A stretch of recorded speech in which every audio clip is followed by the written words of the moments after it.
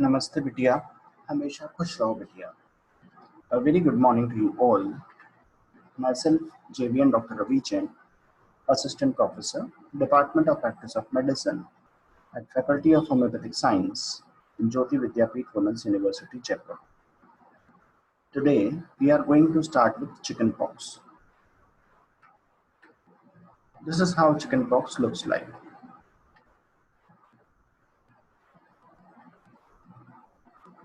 Humans are the only known reservoir for varicella zoster virus. Transmission is by respiratory route, especially the aerosols or the conjunctiva. The virus can cross placental barrier and cause congenital varicella. It is highly contagious with attack rate of at least 90% among susceptible individuals. The transmission is by the respiratory route, that is the aerosols or the conjunctiva. The virus can cross the placental barrier and cause congenital varicella. It is highly contagious with the attack rate of at least 90% among the susceptible individuals. The seasonal peaks consist of late winters and early spring season.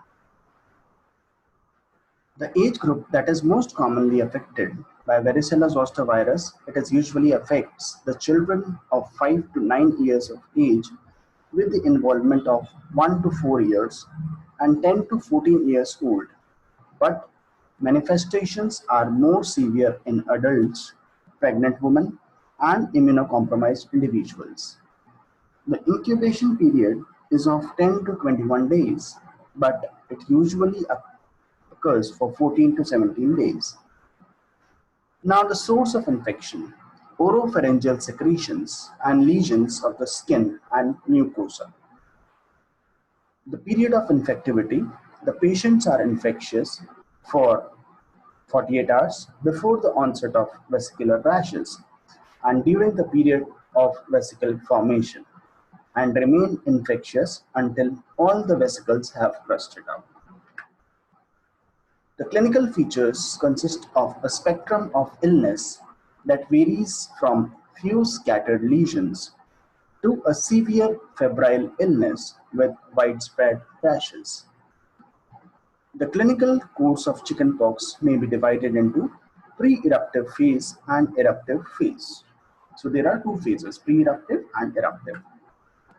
The pre-eruptive phase is characterized by sudden onset of mild or moderate fever, pain in the back with shivering and malaise.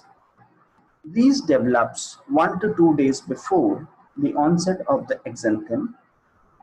The eruptive phase consists of the vesicular eruptions that begins on the mucosal surface first. It is followed by rapid dissemination in the centripetal distribution, most dense on the trunk and sparse on the limbs. The palms and soles are not infected. The new lesions occur every 2 to 4 days and each crop is associated with fever.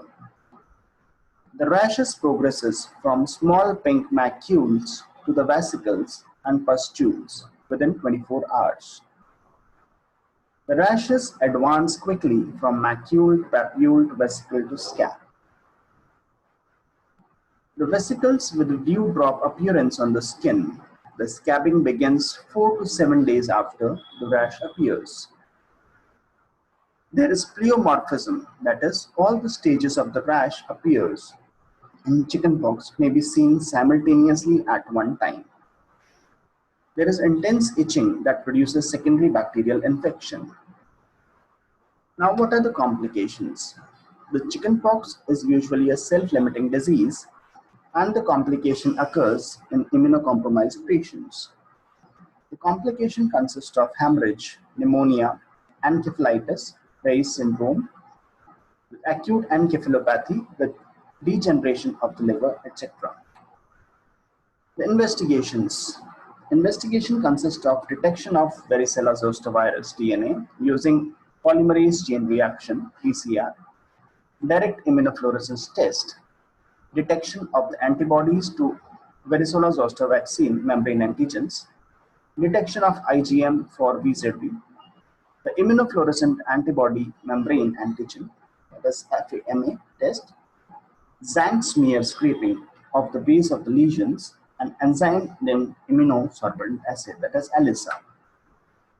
The management and prevention, the antiviral like acyclovir, valacyclovir, if commenced within 48 hours of the rash appearance, are effective. Varicella zoster immunoglobulins that are given within 72 hours of exposure. An MMRV vaccine to the children of 9 to 12 months of age groups.